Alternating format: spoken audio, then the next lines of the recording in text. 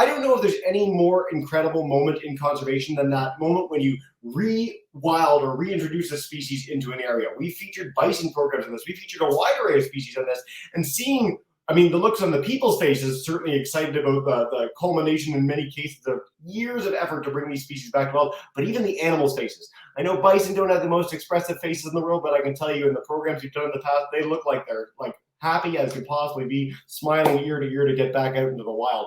And so I'm excited to dive in with Ivonne today to tell us a little bit about her amazing work, introducing a wide variety of species, and especially some predatory ones and some of the conservation work associated with that, because it can be a little more complicated when you have things that can have a real impact on people's livelihoods in the area. So Ivonne, thank you so much for joining us today. So nice to have you here with us.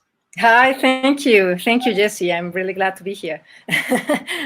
I'm gonna turn it over to you. I don't want to steal your thunder. I want to hear all about this amazing work you've been doing and dive in with a great Q&A after. So if you want to bring up your screen share, let's head into it. Okay, here it goes. Here it goes. Let's go. Yeah, here we are. So it wants to work. Okay, how about that is working? That is working. That looks beautiful. Oh, perfect. Okay, perfect. Yeah, I know. It did that the last time, but yeah, some people's computers like to do that, and it freaks out a little bit. Yeah, where did it go? Okay, here we are.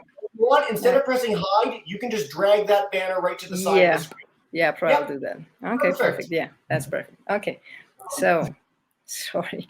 Wait. Hang on a second. Sorry about that. Sorry, take your time. We have time. Sorry. Okay, here we go. Okay, so yes, one of the things that I've done with really nice success, and it's not only me, it's about lots of people involved in these programs of reintroduction. So I want to share with you about the Bighorn sheep and Pronghorn reintroduction, and also a little bit of the Jaguar conservation things that we have done in Mexico. So let me start with just a little bit of the background historic about the Bighorn sheep in Mexico. Well, they used to be in all the north from Mexico. And if you can see the difference between over here, this is the actual distribution of the Bighorn sheep. And this was how it was historically. So really, it got extirpated from Coahuila and from Chihuahua and Coahuila. It got extirpated by the 1950s and 1960s. So it's not really that long ago, but we lost all population over there. So these ones over here are the ones that we reintroduced. So this is how we did it.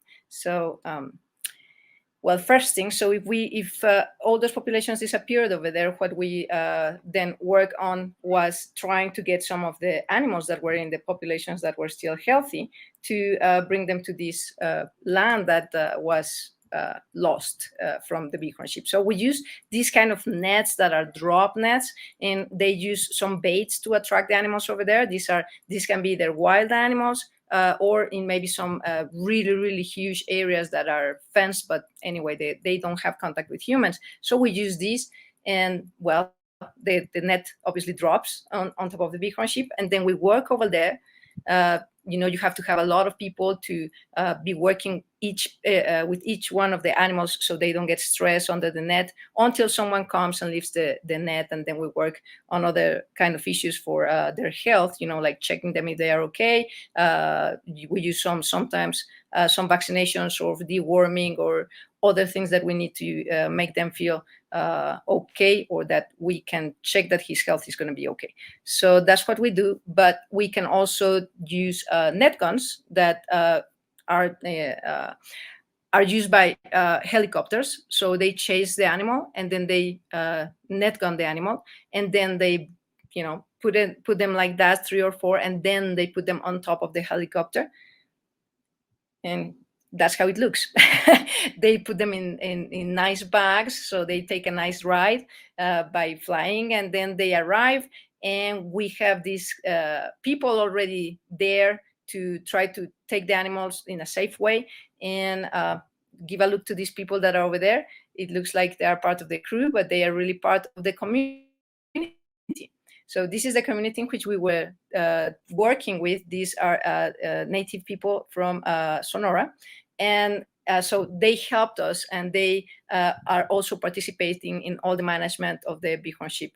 So they take part in all the process, and we set these kind of stations for working with the animals on the shade, giving them water in baths, to cool them down if they are overheating. And we use oxygen to provide them also. If they were chased, they need some kind of oxygen, because they get they can go into sometimes into shock. So we take care of all these things. And that's, for example, one of the Bighorn sheep receiving the oxygen. And then we mark them so they can be transported. And once they are transported, we have to take off their blindfolds and everything. So they either they go by car or they go by airplane, again, with all the precautions for doing that. And this is like a really, really resumed way to say what it cost on several trips of several groups of Bighorn sheep that we were moving from Sonora to Coahuila, and to restart those populations that were extirpated. And I can say they were very, very successful. It did take some years. We don't release them just back to the wild like that. Most of the times they are released like this in you can see it's almost wild, because the fences are really, really far. So at least we can have certain control over them if in case they got any injuries or anything. Plus, we want them to settle, to breed, and then increase that population, and then release the animals to the wild.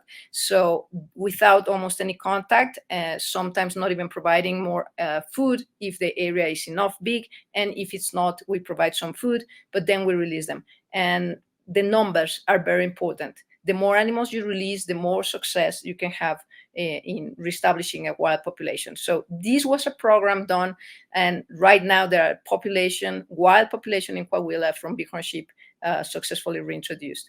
So we put some collars, satellite collars, just like the Rosamir was talking about before, about putting those backpacks. Well, we don't put the backpacks, but we put the collars, the satellite collars that give us the information where they are moving and if they are surviving.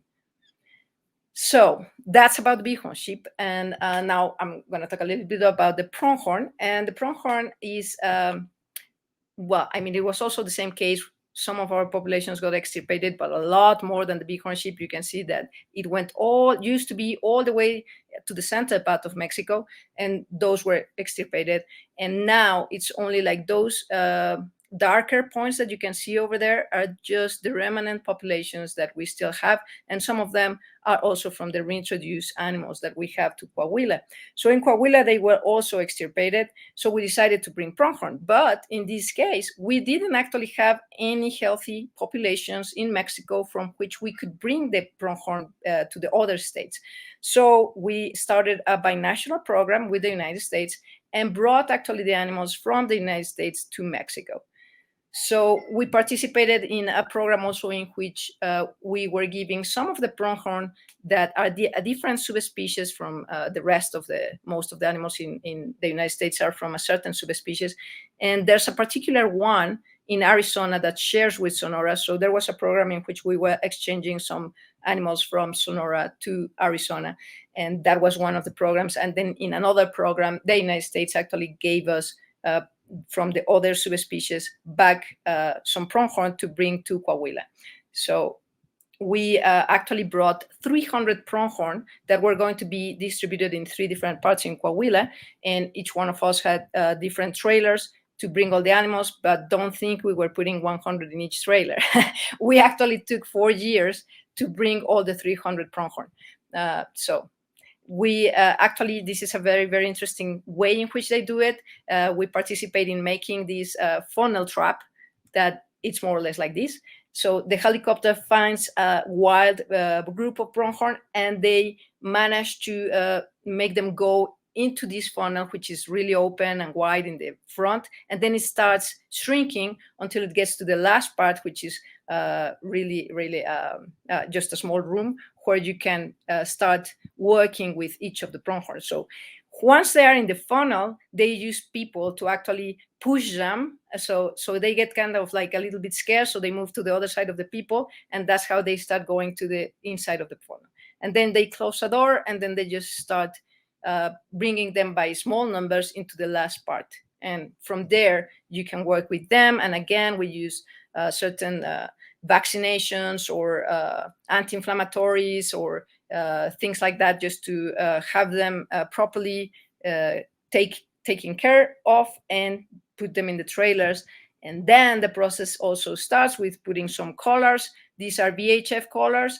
And the issues about going through the border with all the permits and everything to go through, while the pronghorn are still there, but under the shade. We put them some fans, we put some water, food, etc. And we even have some trailers with air conditioner for them, so they don't get overheated. So to try to get them in the best condition. And so really we had a very, very successful also movement of all these animals. As you can see, they were really resting and not really stressed, and until they went back all the way to Coahuila and got released over there.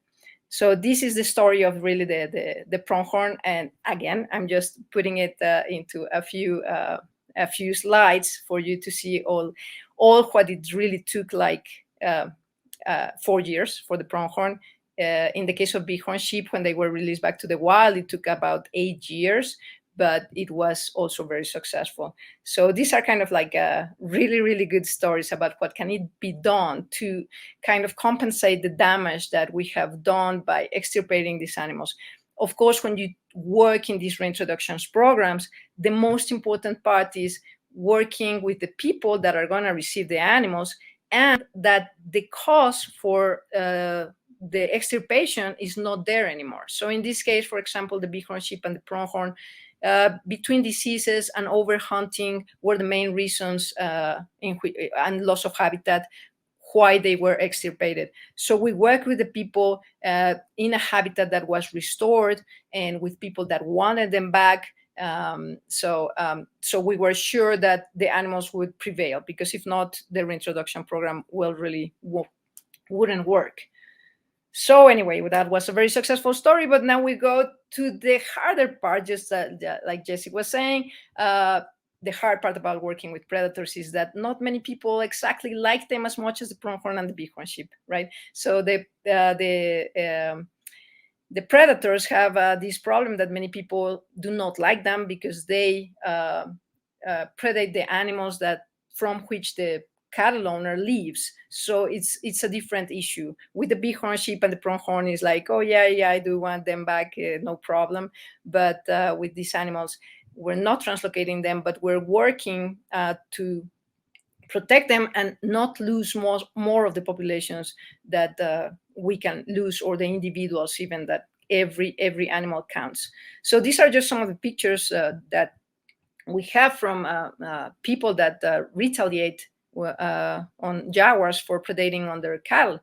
So the main thing here is working with the people, trying to change their minds, working with the ranchers, also understand their problems and try to work with them the solutions. So one of the things we started working with was a kind of a contract, an agreement with ranchers, in which they wouldn't kill the jaguars, or in this case also the pumas, because it affects them both. If they put a trap for pumas, it does affect the jaguars. So we work with them. No more killing of predators. It is illegal to kill predators, but nonetheless, they still kill them if they kill their cattle, even if it's illegal. So we just wanted to make sure that, they understood that on our agreement, we were going to help them, but in change of not killing the animals. And in our part, we were going to actually work with them on the solutions to decrease the predation problem of their cattle.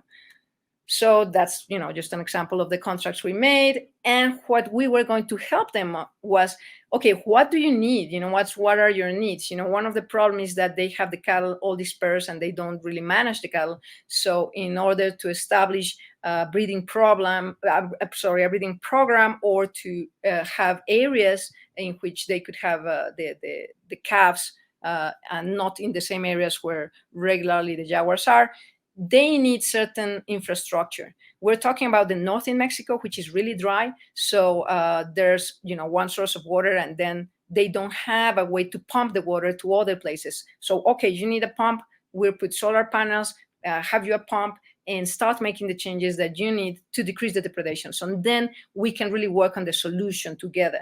So water tanks also so they can distribute them in other areas for their cows.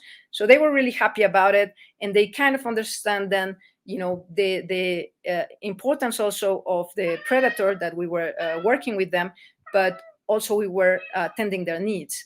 So in another part of the program, we also brought peccaries, which are a natural prey for the jaguars, because of the poaching and the overhunting, the prey is also reduced. So the jaguar doesn't have something to eat. So that's also a reason why they go and eat the cows. So we also brought peccaries to them in different parts of the ranches. And we also assisted them in changing and switching to the breeding control program for their cows. So we brought a veterinarian also specializing one for the cows, and started making those changes. And this is what we want to see also, like with them, working with them, we can have jaguars and we can have cows. If we have proper management and we have good prey, their predation really decreases a lot. So they were really happy about it. And this is what we really like, like a person that is satisfied with the changes we're doing. And look at this guy. This is one of the ranchers that we were working with, and it's his livelihood. He wants to protect it, but now he's not killing jaguars anymore because he doesn't feel as threatened. He feels like he's supported, and he's doing the changes to decrease the depredation. So that's the most important part, to solve the problem, change mentalities, change the way we can solve the problem and make a coexistence with the predators, even having the cows. And that's also like another case from the father and son. It's very, very important also to try to always make all the community part of it, just like we were saying before. I mentioned the other community with the Bighorn sheep, and here's the same: is the cattle owner, but also this guy, for example, he already liked the jaguars, but now we're working with him, and his son is also participating in conservation. I mean, really great people. And not only them, it comes the fisherman from the area and the cowboy from the neighbor. Everyone wants to be there, and we invite everyone to be there, because once they see this, once they can touch the animal and they can make a connection, then it's easier to make any more changes, and then they don't fear the animal as much as when they haven't even seen it. So so working with the people is really one of the most important things in any kind of conservation program, I think. And just to finish this part, although I'm going to show you a video which kind of resumes everything I just talked to you about, is these main things. Like everyone who watches all these talks and everything maybe feels like, yeah, but what can I do about it?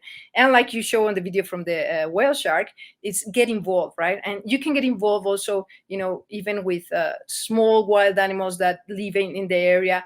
Or if they don't, you do have a lot of power, because we have to decrease the human population growth, because we're taking the space of all these animals. We have to decrease all the consumption ways that we have, because every time we buy a cell phone or anything, then we're taking minerals, we're taking in everything that has an impact on the lives of all the biodiversity, on all the animals. And even if you live in a very crowded city, it's very important your decision about who you vote, in political issues, because we have to consider the environment. And those things, if every person would do it, really setting their mind about all the impact we have in the environment and in wildlife, we would make really huge changes. So we all count, every action counts. And of course, the more passion we get about it, much better. But definitely wildlife needs us. So the more we get involved, the better, right? So let me just then put our video. So let me see. Okay, let me see where I am. Take your time. Sorry. We got tons of time. You have like, you're the fastest speaker of anyone so far. I know, it's just because my video is 6 minutes. So, yeah, so I was just checking all the time. Okay, so can you see Beautiful. the Here we video over are. there? Yeah, Yes. that's great. Okay, perfect. So we're gonna start this. I'm gonna unplug this. So let's see. You hear it? You see it? Looks great. Lovely. Okay, I'm gonna just decrease a little bit over here.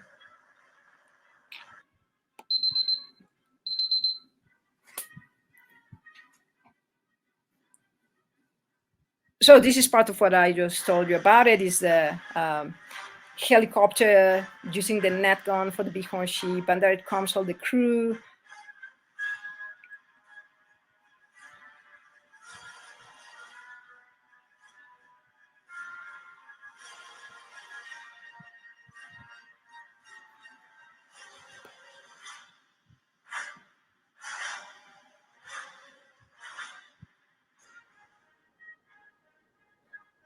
And these animals are not anesthetized, so the fastest we work is the less stress we're gonna put the animal on. So we have a team in which everyone knows what they are doing. So we split tasks, and these guys taking temperature, someone else takes blood, or put some injections, while the other ones are working on putting a satellite collar, so we can decrease the time.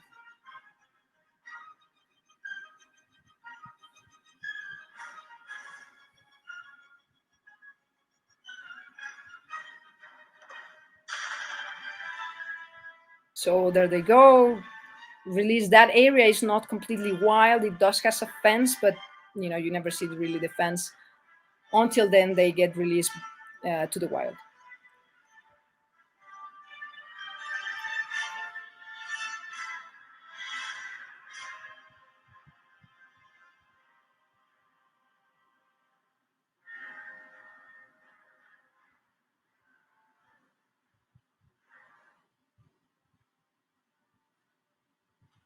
And those are the pronghorn. That's the helicopter starting to push the animals to the funnel trap.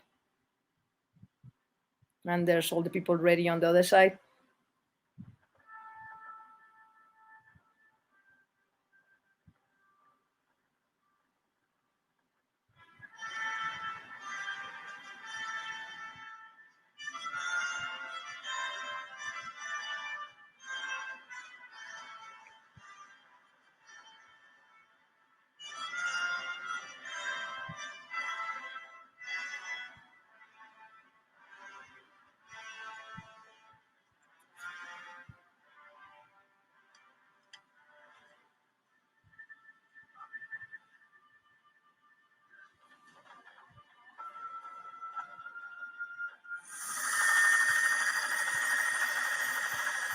And that's also using the net gun also in Pronghorn to put some satellite collars and study the ones also that were in Mexico already, since there were just a few that was part of the binational program.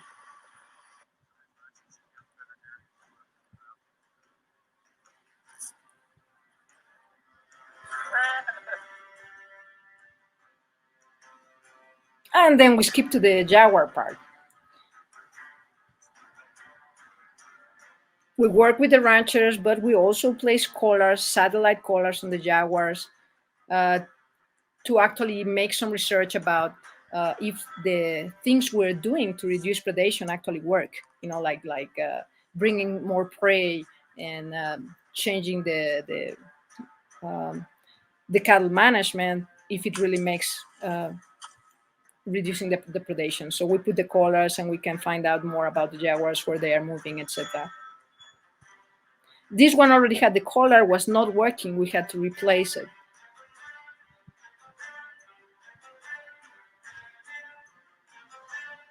And when we put to sedate one of these Jaguars, we protect their ears, protect their eyes because of the anesthesia.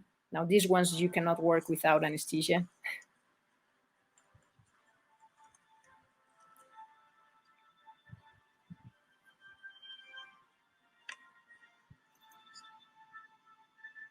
And we also give them oxygen, which always increases, makes better all their physiological parameters during the anesthesia. So she's getting a new collar. And like you see, everyone knows what they are doing. We're also split. We put IV fluids also to help her metabolizing the anesthetics better. And we reverse them.